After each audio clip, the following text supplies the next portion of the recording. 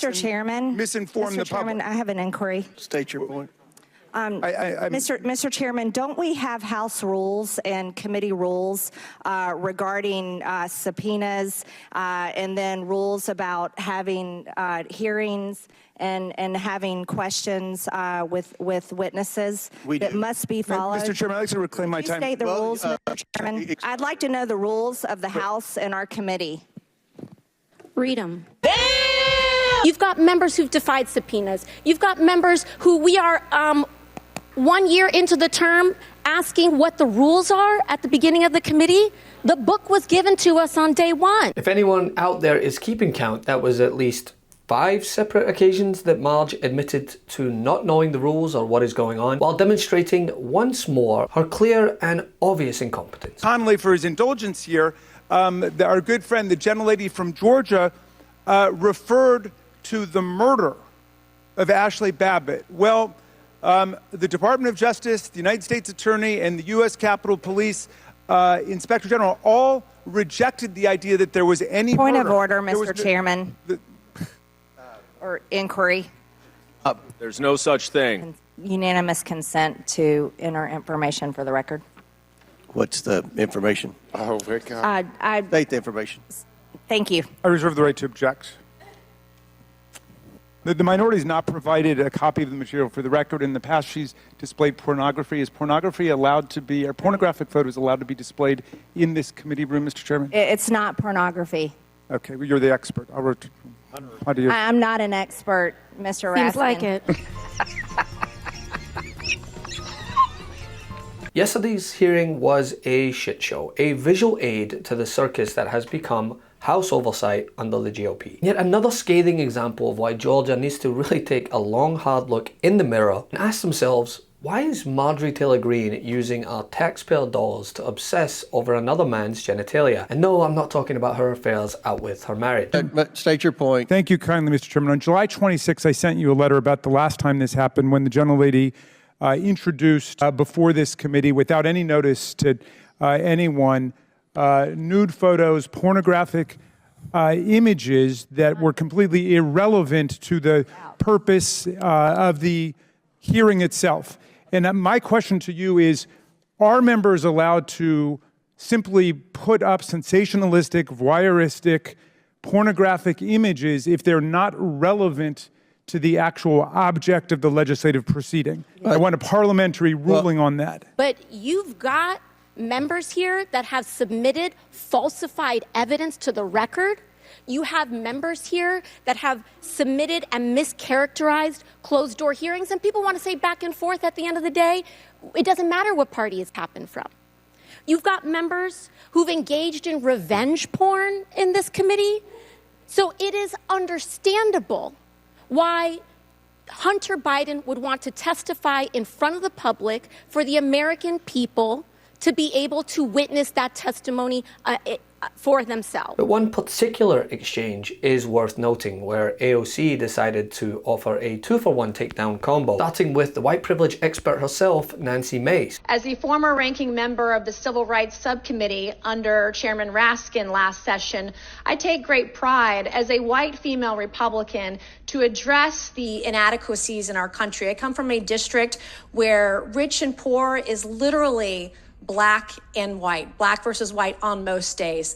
It was a very beautiful speech by the gentlelady who, as she mentioned, was helped lead on the now majority side, the Civil Rights and Civil Liberties Subcommittee. But I think it's so exemplary of the point that she also oversaw the elimination of the Civil Rights Subcommittee on this committee, which really kind of gives the whole game away. We show up, we give speeches, we give flowery words, but at the end of the day, participate in the structural erosion of the rights and representation of people that are marginalized, women, people of color, people that just need to see their due process and civil liberties protected in this country. Before turning her attention to the CrossFit examiner, come on, that's good. Gentle lady from Georgia.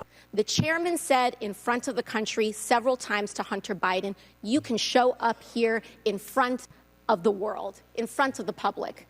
Hunter Biden took him up on that offer. He said, I will show up in public. I will show up in public. He showed up here today. He showed up here in the past.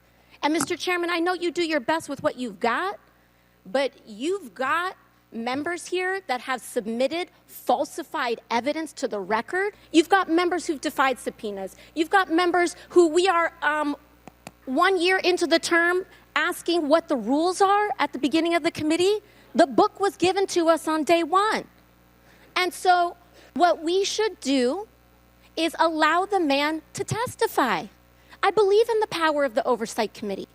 Frankly, I believe in it regardless of whether Republicans or Democrats have the chair, because I believe that this committee should have the power of oversight. And we cannot do that on a partisan basis.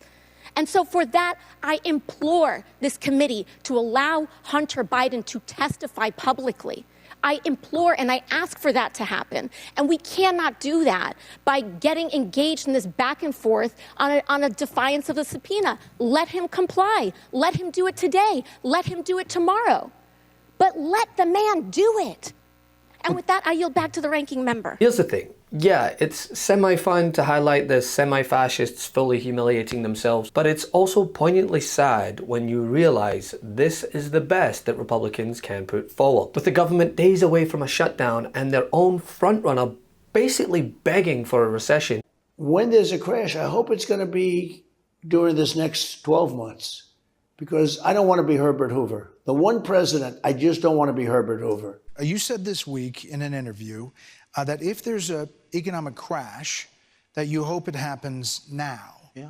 He's acknowledging that my economy is doing pretty darn well because he doesn't want that to continue. And by the way, the idea that he wants to see a crash in the next 12 months, doesn't want to be Herbert Hoover, he has to understand, he's already Herbert Hoover. He's the only other president who lost jobs during his term. They want to waste time and taxpayer dollars on Pornhub posters. I mean, it is pathetic, and it's beneath the responsibility of someone who is put in place to represent her constituents. Honestly, Georgia, this is how you want to be represented? Gentlemen, time's expired. Chair recognizes Ms. Greene from Georgia for 5 minutes. Thank you, Mr. Chairman. Excuse me, Hunter. Apparently you're afraid of my words. Whoa!